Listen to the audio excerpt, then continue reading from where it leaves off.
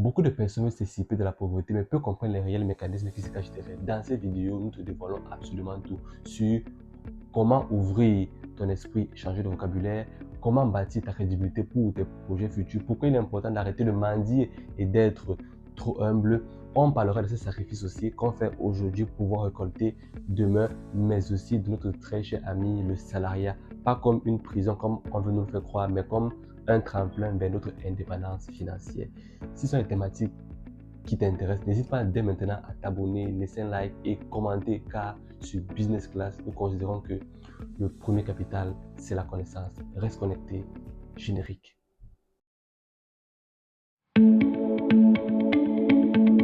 Avant de commencer, n'hésitez pas dès maintenant déjà à t'abonner, laisser un like. Le premier palier pour pouvoir sortir de la pauvreté, c'est d'abord de modifier son vocabulaire. Un grand philosophe chez nous a dit, c'est la pensée de l'homme qui détermine son avenir, longueur. Et ce que tu dis façonne ce que tu deviens. Et je pense que de façon générale, les gens qui ont beaucoup d'argent et les moins nantis ou ceux de la classe moyenne n'ont pas la même façon de voir les choses. C'est-à-dire, déjà dans le vocabulaire, quand déjà tu te dis dans ta tête, tu te programmes mentalement que tu ne peux pas faire quelque chose, c'est terminé. Ton cerveau n'arrête de chercher des solutions. Ton cerveau est déjà figé comme quoi c'est impossible d'atteindre un certain type de résultat. Donc, peu importe ce que tu fais, mettons, c'est que tu commences à faire une activité et ça ne fonctionne pas comme tu l'avais espéré. Tu dis, ah, de toute façon, ça ne devrait pas marcher.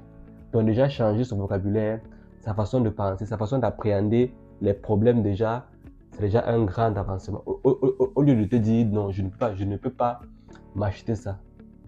Le vrai chiffre serait de se dire, comment est-ce que puis-je me permettre ça? Déjà, changer un tout petit peu les mots, ça fait un peu avancer, rien que la résolution du problème, déjà d'un, et la compréhension. Parce qu'on ne peut pas résoudre un problème dont on ne comprend pas, dont on n'a pas bien formulé. C'était en mathématiques. Je n'étais pas... OK. Le deuxième point pour pouvoir sortir de la pauvreté, c'est la mendicité. Vraiment, la mendicité, c'est chez nous vraiment en Afrique, c'est vraiment fort.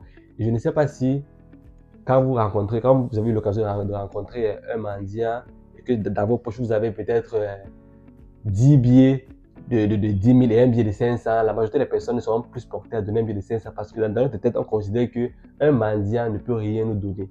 Et c'est une loi naturelle, on ne donne rien à ceux qui n'en ont pas. Et c'est pas moi qui le dis, même dans le domaine des finances, quand vous partez acheter une maison pour une mise de fonds, on vous demande d'abord quelque chose. Si vous n'avez rien, on ne va rien vous donner. Donc je pense que rien que passer du mot de pensée, je demande à je donne pas, je pense qu'il y a vraiment plus de bien, plus de valeur à donner qu'à recevoir. C'est vrai que les conditions de vie font souvent de telle sorte que ce n'est pas souvent évident d'être du côté de la personne qui donne.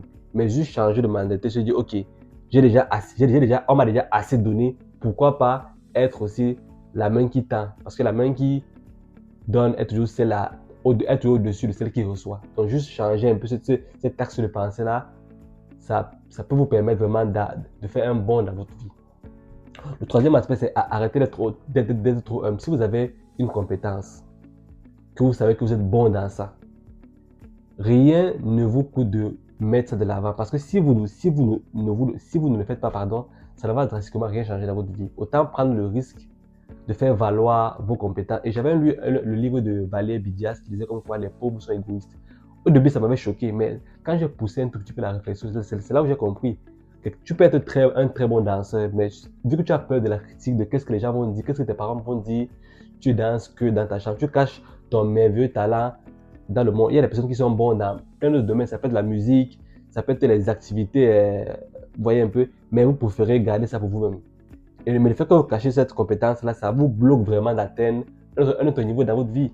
Donc, trouvez vraiment vos compétences, votre ikigai et travaillez dessus. Parce que moi-même, je suis très mal à l'aise de pouvoir parler en vidéo et tout ça. Moi, je me suis dit, la seule manière de développer ce talent-là que je crois que je vais pouvoir m'exprimer en public, c'est de faire des vidéos, me mettre face à la critique, parce que c'est la seule façon de s'améliorer, c'est-à-dire se juger d'abord soi-même et se faire juger par d'autres personnes. Parce que quand vous connaissez déjà vos défauts et vos manquements, peu importe qu'est-ce que les gens vont dire, ça ne va rien changer. Donc juste changer un peu cette façon de penser, te dire, ok, moi je suis bon dans ça, pourquoi est-ce que je vais être trop humble? Mais on va se le cacher, dans les communautés souvent africaines, l'humilité est souvent plus rapprochée des personnes qui sont pauvres. Mais la pauvreté, c'est d'abord, comme je dis tantôt, la pauvreté est d'abord mentale avant d'être financière, fiduciaire, scripturale avec les billets de banque. Le quatrième point pour sortir de la pauvreté, c'est vraiment travailler sa crédibilité. Toi, est-ce qu'il y a quelqu'un dans ta famille qui peut te donner 1 million, qui peut te donner 2 millions, qui peut te donner 3 millions? Et si c'est non, ce n'est pas toujours une question que toute ta famille est pauvre. C'est parce qu'on sait que toi, tu n'as pas la capacité de pouvoir gérer certaines sommes. J'avais lu l'histoire de Aliko Dangote. Il disait comme quoi son oncle, quand il avait 18, 19 ans, donc je pense qu'il avait maximum 20 ans, son oncle lui a prêté 500 000 naira. Qui dans ta famille peut te prêter 1 million, 2 millions de francs CFA ou 3 millions, peu importe la monnaie que vous utilisez. Donc le problème, ce n'est pas forcément les gens qui sont mauvais, c'est que vous, on sait que vous n'êtes pas une personne honnête. On ne connaît pas vos valeurs, on ne connaît pas qui vous êtes. Et les gens, quand vous partez un projet, ils investissent en vous, ils investissent en votre moralité. Donc si déjà vos valeurs, votre façon de réfléchir, les gens n'ont pas confiance en vous, ils ne le feront pas. Et je reviens encore au système bancaire. Ici, quand les gens vous donnent de l'argent, ils se basent sur votre crédibilité, sur votre solvabilité. Si vous n'êtes pas solvable, peu importe que vous ayez de l'argent, si vous gérez déjà mal votre propre argent, la banque n'aura aucun intérêt à vous donner de l'argent. Si vous donnez de l'argent, du coup, elle prendra plus de risques. Donc, je pense que vraiment travailler sa crédibilité, c'est vraiment un point très, très important quand on veut vraiment aller loin dans ses projets futurs. Le dernier point, c'est vraiment le sacrifice. Je pense que même dans les films nigériens, quand on était jeune, peut-être 8 ans, 9 ans, 10 ans, pour ceux qui regardent encore ça, on voyait toujours que pour accéder souvent à la richesse, les gens se sacrifiaient, ils sacrifiaient quelque chose. Et je pense aussi que c'est la même chose quand on va atteindre un certain niveau dans sa vie. Prenez un peu un exemple des grands entrepreneurs que vous connaissez. Pour vraiment se développer. Parce que pour moi, c'est ma façon de penser personnelle, la richesse n'a de l'intérêt que si elle arrive vite. Si j'ai 1 million de dollars à 60, 70 ans, ça n'aura pas la même valeur que si je l'ai à 30 ans, 35 ans, où j'ai encore 30 ans pour en profiter. Mais pour pouvoir accumuler ce maximum de capital dans un laps de temps très très court, il va falloir que vous sacrifiez quelque chose dans votre vie. Ça peut être votre entourage, ça peut être les sorties avec les amis, ça peut être le fait de boire de l'alcool, ça peut être plein de choses que vous savez que si vous sacrifiez ça, vous allez atteindre un prochain niveau dans votre vie. Mais tant que vous ne faites pas ça, rien, absolument rien ne va changer dans votre vie. Et moi, avant, j'avais un peu ce déclic de dire, ok, moi je veux être ça, je veux ça, je veux ça, mais je veux continuer à faire ça, je veux continuer à faire ça, je veux continuer. Et ça n'a absolument rien changé. Du coup, je me suis dit, ok, pour pouvoir arriver à atteindre tel objectif, qu'est-ce que je suis prêt à sacrifier? Une fois que vous avez étalé tous vos objectifs et que vous avez mis en perspective, qu'est-ce qui vous empêche de les atteindre? Là, maintenant, c'est beaucoup plus facile de prendre une décision. Que peut-être au final, vous ne voudrez plus être super riche. Peut-être juste avoir 1 million par mois, c'est correct pour vous, en fonction de qu'est-ce que vous êtes prêt à sacrifier. Le dernier point vraiment, c'est utiliser le salariat comme tremplin. Je sais que maintenant sur les réseaux sociaux, tout le monde parle que non, il faut être entrepreneur, il faut partir son business et tout et tout. Mais je vous promets que si déjà dans votre emploi que vous êtes là actuellement, vous n'êtes pas rigoureux dans votre travail, vous ne venez jamais à l'heure, vous dormez jusqu'à 9h, 10h, quand l'emploi est à 10h30. Soyez-en sûr que quand vous allez partir comme entrepreneur ou bien partir à votre compte, ça va être plus difficile parce que vous n'avez pas déjà travaillé votre propre discipline. Parce que quand vous êtes à votre compte, il n'y a plus de boss, il n'y a plus aucune pression sur vous. Donc, c'est à vous-même de vous construire déjà cette propre mentalité-là. Avant même de vouloir sauter le pas, si c'est à vous temps de mettons, être à votre compte, partir votre propre business. Déjà, avoir cette propre mentalité-là, être responsable à 100% de soi-même, c'est déjà savoir bien gérer son argent, son temps et ses relations quand on veut vraiment aller un tout petit peu loin dans la vie. Donc, en conclusion, qu'est-ce que je pourrais dire? Que vraiment sortir de la pauvreté, c'est vraiment un acte responsable. Moi, je me suis dit, être riche financièrement, on va pas se dire riche et tout ça, non. Être riche, c'est d'abord un acte mental, mais d'abord un acte de foi, un acte divin.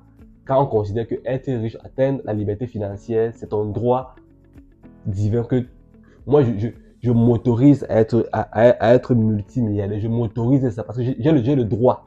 Et quand vous vous dites ça déjà, il y a beaucoup de trucs que vous ne pouvez plus vous permettre de faire. Quand vous êtes déjà autorisé à dire que non, moi, mon palier, c'est ça. Moi, mon palier, c'est ça. Et qu'est-ce que je suis prêt à sacrifier? C'est X, Y, Z. Je travaille sur ma crédibilité. Je travaille sur ma condition mentale. Je travaille sur mon cercle. Mes revenus, je commence déjà à me constituer un capital et je commence déjà à investir. Une fois que vous avez déjà travailler sur ces 6 points-là, même si l'argent ne vient pas le jour 1, mais c'est que si vous ne seriez plus au même niveau, mentalement parlant, quand vous ne passiez pas là, quand vous ne faisiez rien du tout. Donc, grosso modo, c'était un peu le point que je voulais partager avec vous aujourd'hui. Je sais que ces étapes ne sont pas faciles, mais sont toutes possibles. Et j'avais lu une phrase de Philippe Simon qui disait comme quoi que être riche, c'est dur parce que votre cercle, il y a beaucoup de choses qui changent quand vous avez un niveau financier dans votre vie. Et être pauvre aussi, c'est dur. C'est vraiment très dur. Et c'est à vous de choisir la dureté qui vous convient. C'était encore une fois un plaisir de partager un tout petit peu qu'est-ce que je sais au niveau des finances avec vous, parce que je considère sur Business Class que la richesse commence par le partage et la connaissance. Sans ça, vous ne pouvez faire rien faire dans le domaine des finances. Il faut connaître, agir et ensuite s'enrichir. Surtout, n'oubliez pas si quelles étapes parmi celles que j'ai partagées vous touchent particulièrement et quelles étapes à partir d'aujourd'hui vous allez mettre en œuvre pour pouvoir améliorer votre condition mentale et financière. C'est un plaisir encore une fois sur Business Class. On se revoit la semaine prochaine ou bien en semaine encore, je sortirai une autre vidéo qui traitera probablement du même sujet ou d'un sujet à peu près similaire. Prenez soin de vous.